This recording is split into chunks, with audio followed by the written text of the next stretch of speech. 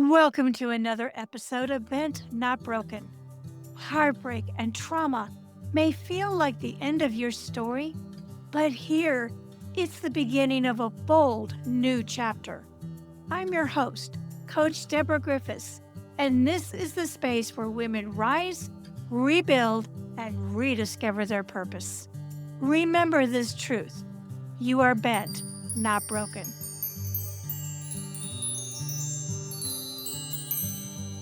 My next guest is Karen Theimer, a freedom coach, a breathwork facilitator, a massage therapist, and laughter yoga leader with nearly 20 years of experience in health and wellness.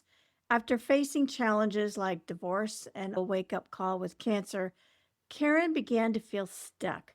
In 2018, she decided to embark on a transformative healing journey through coaching and plant medicine, where she discovered deeper ways to heal her past and reclaim her sense of self. Now she empowers women who are 50 something, whether single or starting fresh, to 10x their confidence, rediscover self worth, and embrace life with clarity and joy. As the creator of the 10x Confidence Journey, Karen helps women reignite excitement for their chapter without burnout or guilt. Welcome, Karen, to the show. Thank you so much, Deborah, for the intro and having me on your show. I'm definitely excited to be here and see where this conversation takes us. It's always a great conversation, and you never know where that's going to lead, right? Your life includes several pivotal wake up calls. There was divorce, cancer, and a sense of feeling stuck. Can you take us back to that season of your life and share what felt most overwhelming at the time? So, with me, I was a big smoker, didn't really focus much on health back in the days. We all know we shouldn't be smoking, we shouldn't be eating fast food. I like doing the shoulds in quotations, actually. We shouldn't be doing all these things, yet we go and do it anyway, right? So I was a big smoker. I ate fast food like it was going out of style. I remember thinking every day I was quitting smoking. And I just would, wake up in the morning and I'd last maybe a half an hour and then I'd go and light up a cigarette. My husband at the time was a smoker. I remember the last time my wake up call happened was when I got in my car. Well, okay, I'm going to back up a little bit. I didn't smoke one morning for about, let's go about maybe 4 hours, right? Okay. And I thought, okay, yay, look at me go. Get in my car, found a half a cigarette and lit it up. I remember looking in my mirror and I was so angry with myself. I thought, like, you twit. What are you doing? What would it take for you to quit smoking? 2 weeks later, I found out I had cancer. Be careful what you wish for, right? You put it out there and it's like, oh, you're going to be matched with that. So I was like, okay, I guess this is my wake up call. One of my wake up calls. So I went and I had my surgery. And then I thought, how do I quit smoking? Because somebody told me that they won't do surgery on you if you're still a smoker.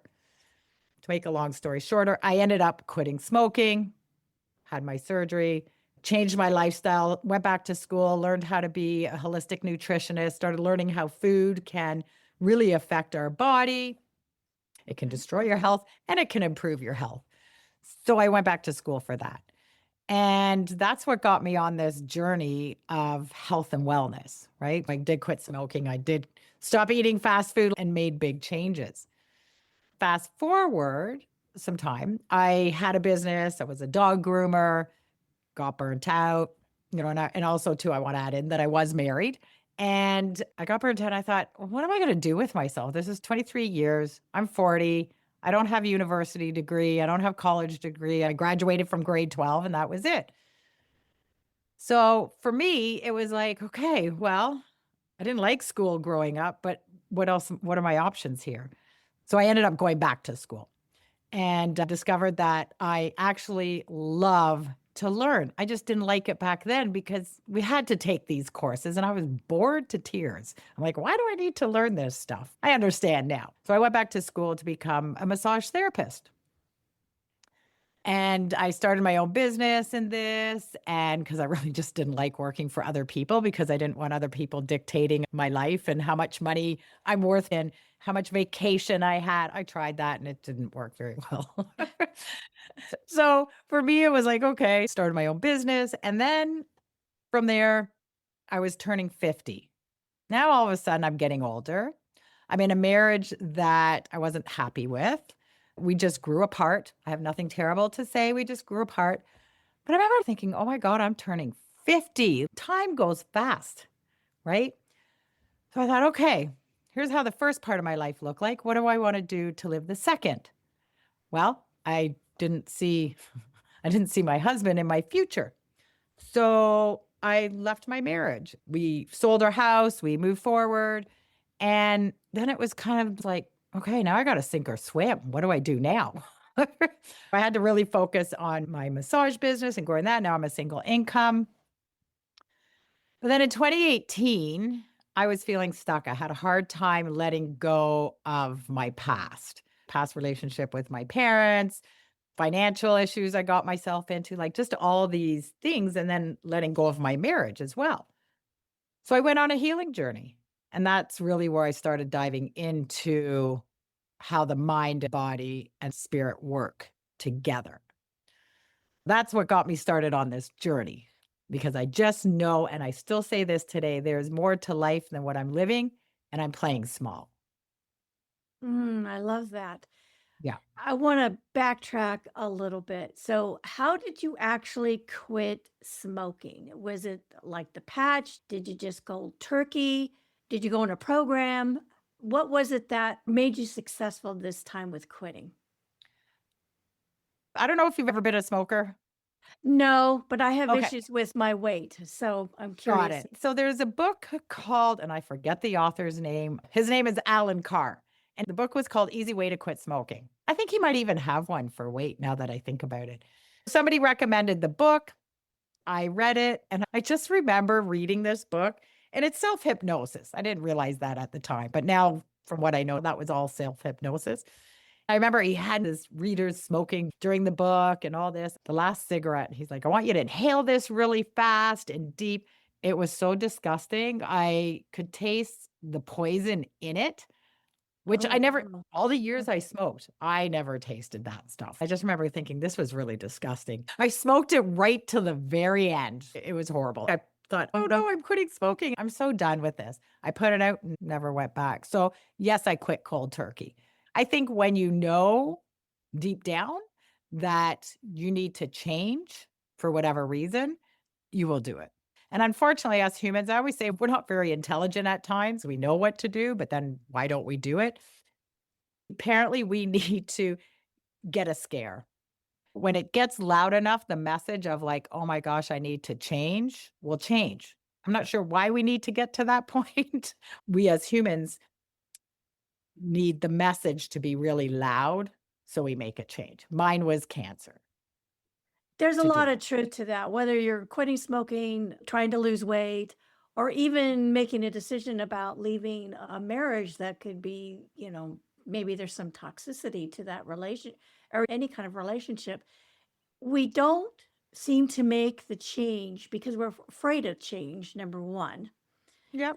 But that change has to be, we have to see that if we make that change, it's actually less painful for us than where we're currently at in our own reality.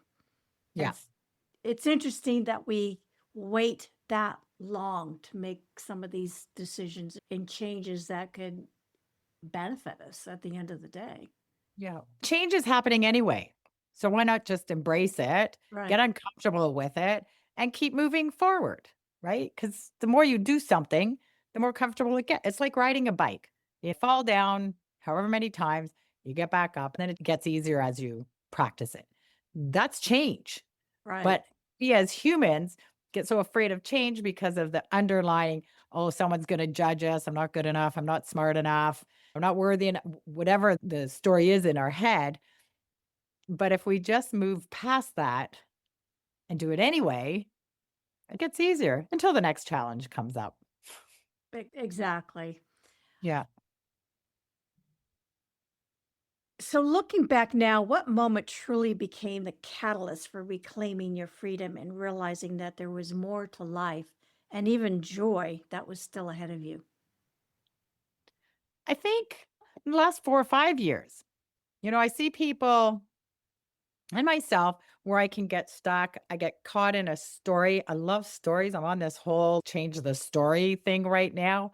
But for me, it was seeing how many people have passed Mm, and people at many different ages. It's really hit home because you can focus on the horrible things. We live in a crazy world right now, right? do. I do. People are passing and people are afraid, and you can get caught up in the fear of whether it be dying, whatever that is. For me, it's about, okay, what do I have control over and what do I not? And I want to enjoy my life. Maybe I need to go to retreat, let go of some of my own baggage or my own limiting beliefs so I can move forward and step into the next phase. Mhm. Maybe it's traveling more. I've started to travel more than I have in the past because I want to enjoy my life. I don't know how long I have here. Right. I don't want to get caught up in all the fear. What brings me joy and happiness? And how can I help others do the same? Because it's so easy to get caught up in everything going on in the world. I think we forget to come back to ourselves, get ourselves grounded, and what brings us joy at the end of the day, and control what you can control. That's a good philosophy. All too often, and I'm guilty of it too, you come to a point in your life where you feel stuck. Yeah. You experience that as well. Now, I believe you used plant medicine to help move you forward. Talk to us a little bit about that. So there's different plant medicines out there. Some are psychedelics, some are herbs. There's so many different ways. What I do is I go to a retreat and it's a couple of shamans who run the retreat. And what we're doing, our cells hold on to memory. We just don't know whose memory we're hanging on to because there's a lot of generational trauma. If you believe in that, which I totally 100% do, right? And with this type of journey, it's really helped me let go of things that don't even belong to me and limiting beliefs that we take on as a kid that we hang on to. It's helped me get back in touch. As we grow up, we're taught different things. Mhm. We take on beliefs that we learn later on in life that aren't true. So what we're doing is now we're taking pieces of ourselves and bringing it back to our heart, bringing it back to us. Who are we truly? Not who we think we are, but who are we truly?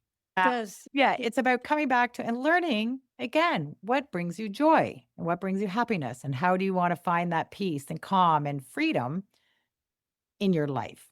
So that's what this journey for me has helped me do. And I'm still on it. Before I went to this retreat recently, I can be very quick to say I can't do something. mm, I stew in it for ages until I finally go, okay, enough, Carol. Just go do it. You know, you can do this. I want to shorten that stew, right? If I hear that thought comes up that says, oh, you can't do this, go, that's just a story I've created in my head. I can do this. Go be resourceful. Look up YouTube, reach out to a friend, read a book, whatever it is you need to do, and sit down and focus on it. That was a big thing that came up this weekend for me around, no, I just created a story of saying I can't do something to, no, I can do it. Maybe you just need to sit longer instead of being very quick to react. But take that's that pause and breathe for a minute to say, maybe I can, and what do I need to do it? that's But exactly. I think you're correct. You hit the nail on the head. We're told so much of the time that we can't do this or that. And yet we need to take that cannot and make it can in our vocabulary. I do believe in the generational trauma. There's so much that I think we misperceive things. And I've always thought that the moment we're born, our brain acts like a video camera and it starts recording everything. Click, click, click, click, click. We're too young to know what all of that means, but we misperceive some of what's in our memory. And then something will happen and we'll go back to that recording, but that recording may contain errors. Yes. And I'll tell you why, is because our brain takes on, what was I taught? 11 million bits of information per second. Wow. All our senses, like our taste, our smell, our sight, our visual and all that, takes on 11 million bits of information per second. We can't put that into any kind of meaning, right? Your brain has to delete, distort, and generalize information, and it only keeps 134 bits of information. Think of that over the years as a kid and stuff, which is why two people can go to an event, see the same movie and have different experience. Watch the exact same sunset and have a different experience. One person might be like, "Oh, this reminds me of this nice loving moment." Somebody else might go, "Oh, this actually, I hate sunsets." Some people might hate a Right. sunset because maybe there was trauma that happened at a sunset, Hmm. right? An event happened. So 134 bits of information we actually keep. And then we need to make meaning of those. So we create a story of what we think that event was all about. When I learned that, I was like, that is crazy. So you think maybe we've deleted or distorted or maybe generalized information out there. So, and there's certain key words that we can use that can give you an idea of, oh, look at that. That got distorted or generalized. Like every time I do this, this happens. Well, every single time in your entire life. So, whenever you ask somebody that question, people are like, well, not every time. And then I help break that down more. Yeah, it's Interesting. amazing. We're amazing beings. We are. And I think so much of that past trauma or how that 134 bites gets us in trouble with relationships. Yeah, it can get us Yeah. into trouble with relationships where we bring that into each relationship and have to sort through it all. Yeah. Many women feel disconnected from their bodies after divorce, illness, or years of emotional stress. How did reconnecting with your body change your healing process? And where did breath work play a role? Oh, great question. So I'm still working on getting connected to the body, right? Because our body gives us so much information. It doesn't speak in our language, it speaks through pain and discomfort.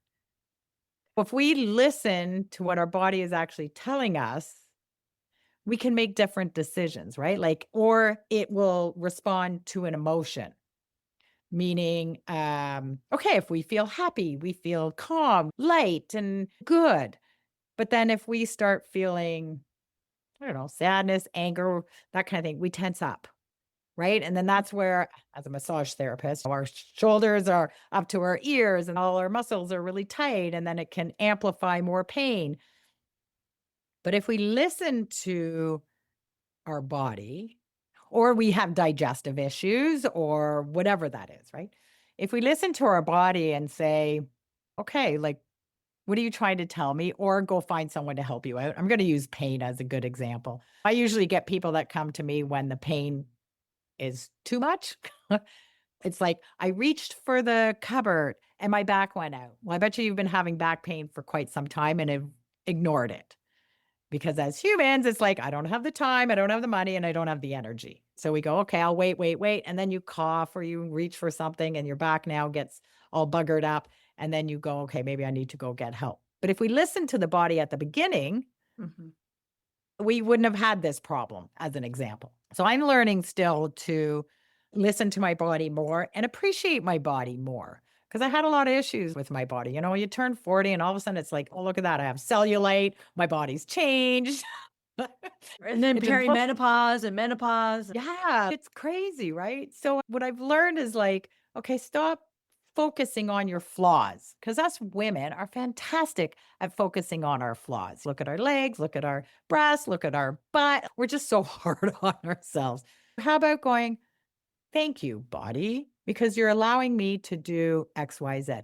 Thank you, body, for staying healthy. Or if you're not healthy, I'm going to work on getting healthier. I play on words a lot because whatever we focus on, the energy goes to. Okay. So, or maybe it's the other way around. I always forget. But anyway, it doesn't matter. So I just look at like, it's like, thank you, legs, because for working, because this allows me to go horseback riding, walking, whatever it is. And I'll go through my whole body. Like, thank you, because you work, right? Instead of focusing on the flaws of the body. I'm still working through that. I catch myself every now and then. And self love is not judging our body or ourselves for the way we perceive it. Mhm. So I'm still working on that and staying quiet to hear the answer because the body's always going to give you the answer if we just sit quiet and listen. Right. So it's a work in progress, but I'm getting better at it because I'm sitting quieter. I'm doing maybe some meditation, or if I feel some pain, it's like, oh, what is that? What emotion am I hanging on to here? And then I might start crying. And then all of a sudden, the pain's gone away. I don't have to know what the tears are about. I just know I just released something. Or if it doesn't go away completely, maybe it's a little less. Maybe I need to dive a little bit deeper. I think And that was a you long answer to your question, No, no, but no, that's good. You use breath work then to help oh, yeah. describe that process. So I take people on a journey through breath, helping people let go of the past, feel safe to allow the guard to come down to let go. And breath is everything. And it helps to relieve stress. It helps to calm down the nervous system. It helps to regulate the nervous system. Whenever you're feeling anxious, come back to breath. Slow down the breath. I teach people this thing called box breathing. So you breathe in for 4, Mhm. pause, out for 4, pause, in for 4, pause, and out for 4, pause. And you do this slowly, right? You're breathing in for a 4 count and then exhale. So, but what that does is that gives the mind a job because you're counting, right? Gives the mind, I call it the monkey mind, gives it a job of counting so your body can relax. It's not going into that fight or flight, right? So this can help with insomnia, it can help with circulation, it can help with, again, regulating your nervous system. I know when I'm consistent with my breath work, my focus is way better. My sleep is even deeper. Those are generally for me what I notice the most and what a lot of my clients notice. I So just you do actually this had a Hmm? Yeah, you do this every day? You make a Most like days, 5 right? minutes, 10 minutes of Yeah, yeah, yeah. okay. Yep. Or if I'm feeling super anxious, like this morning, I was sort of feeling calm and then I was feeling a little anxious. I don't even know what I was feeling anxious about. Right. And I'm like, Karen, come back to your breath. So I spent a few minutes doing some breathing and I tap as well and remind myself, come here. I'm not out there. Just come back to here. And then it's like this, okay, I can breathe now. Carry on. Okay. Interesting. Yeah. Women over 50 often carry limiting beliefs around aging, worth, and maybe it's too late. What are the most common beliefs you see, and how do you help women release them without burnout or guilt? Oh, the guilt. You gotta love the guilt. I hate guilt. It's such a waste of energy because it's worrying about what other people think. And God forbid I put up boundaries and somebody doesn't like it. Right. Hmm. But as we learn that it's not about them, this is about us. Right. I love the let them theory. Let people have their own journey. Sorry, what was the question again? What are the most common Oh, beliefs you right. see, and how do you help women release them without burnout or guilt? I teach people about boundaries and coming back to themselves. I think at a lot of different ages we get that, but especially with women, I can't speak for men. With women, it's like, oh my gosh, I'm 50, my body's changed, I'm hormonal, going through the changes and feeling like it's too late to learn something new. I get a lot of clients who have they're people pleasers or they are in a career where maybe they're making great money, but they're not being fulfilled anymore. They're just bored of it, but they stay in it because they make good money. But they have this idea of something that they want to do. So I'll ask people if you could live the perfect life, what would that look like? If you could have the perfect career, business, whatever that is for you, what does that look like? Most people haven't a clue. However, when we start digging deeper, they've actually got some business idea. Maybe it's a small business or some passion that they want to do and make some money doing it. I help them bring that dream to life because it doesn't have to be a dream, whatever that looks like for them. So I help them bring that to life. Let go of that. I can't. I'm too old. It's too late. I don't have the confidence. I don't know where to begin to building that confidence, having some kind of a path and that passion, like bring that passion to life and enjoy whatever time you have here. Well, Love and then creating the boundaries of like, this is about me and nobody else. And I'm going to do, obviously, as long as you're not hurting people, boundaries, like no is a thing. And it took me a long time to let go of worrying about what other people think. I'm on and a es mission. and especially for people pleasers, creating those boundaries and saying no is really a challenge. Yeah. Because we worry about judgment. We worry about people not liking us. And, we worry about, well, I got to put them first and not me. And it's like, well, wait a minute. Why do I have to put other people first? Right, Doesn't mean you right. don't care about them. But like on the weekend, I was listening to a couple of people and they were saying, oh, I'm here to help my friend. I'm here to do this. I'm here to do that. Like it was for everybody else. But it's like, well, wait a minute. What about you? Aren't you here to help you become a better person, come back to you so you can also help guide other people? You're not here to fix people. You're not here to tell people what to do. That was tough for me to just sit and listen because I always want to help people, but I've learned to be a better listener instead of telling people what to do. Got it. Right. As a freedom coach, you use the word freedom very intentionally. What does freedom mean to you now, and how do you help women create that for themselves in their next chapter? Great question. Well, freedom for me is about choices, right? I want choices to be able to do what I want, when I want, how I want, live the best life that I can. It's really about having fun and laughing and bringing joy into this world and hopefully make it a better place than what I came into. But having that freedom of emotional freedom as well. So letting go of the things, the limiting belief, continuing, because I think this is a forever journey, but continuing letting go of those limiting beliefs that keep me stuck and geographical freedom. I love to travel. I love to bring my business wherever it is that I work from my laptop. So, yeah, it's just feeling free. I don't even know how to describe that feeling, but I've felt it before and it just feels really, I don't know if you could imagine what freeing would feel like. Liberating. Liberating. I like that word, liberating. Yeah. So, yeah. For women listening who may be newly divorced or starting fresh after a major life event, what is one mindset shift or self love practice that can help them right now? Well, as much as a lot of people resist this, journaling. Journaling helped until once I finally stopped resisting it, journaling helped me out so much after I left my marriage. And I remember my friend who's also a coach, and she would just say, Karen, just journal. I'm like, I hate writing and I don't want to journal. And she goes, perfect, write that down.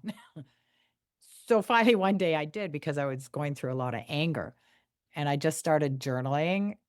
And I probably wrote out about 10 to 15 pages of stuff. What's your whatever, dear Deborah letter, Right, right? A dear right. Karen, whatever your name, whoever's listening, whatever your name is, do it. Just write something you're feeling.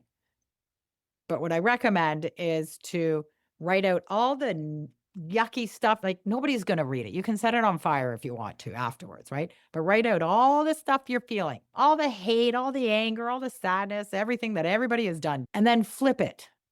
Flip the story. What has this actually taught me? What can I do to move forward? What can I do today?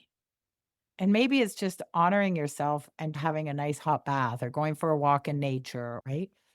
What can you do different? Change the story and then burn it. What would you like to happen? I call it the burning bowl ceremony. There's something about watching it just float away. What do you want to let go of? What do you want to call in? Okay, That perfect. changed the world. How can our listeners learn more about you or get in touch with you if they're interested in your coaching? Absolutely. Love to have a conversation with people. So you can follow me on social media. I am Great. mostly on Facebook. I surrendered to social media. So now I'm slowly getting into Instagram a little more. Hopefully, going to have more and have my own YouTube. You can watch on YouTube as well. You can go to my website, KarenTheimer.com, book an appointment. Would love, love, love to connect with you and just have a conversation. Perfect. I'll have all of that in the show notes. Karen, this has been a terrific conversation, and I know I'm taking away some great tidbits that I want to start implementing myself. So, thank you so much for your time today, and I really appreciate your. I really appreciate. Uh, Thank you so much, Deborah, for having me on your show. And I look forward to connecting. Thank you for listening to today's episode of Bent Not Broken. I hope that this episode reminded you that even through life's toughest moments, you are bent, not broken. If this message inspired you, please share, rate, review, and subscribe, as it helps us reach more women who are ready to rise and rebuild. And until next time, keep living bold and walking in your purpose.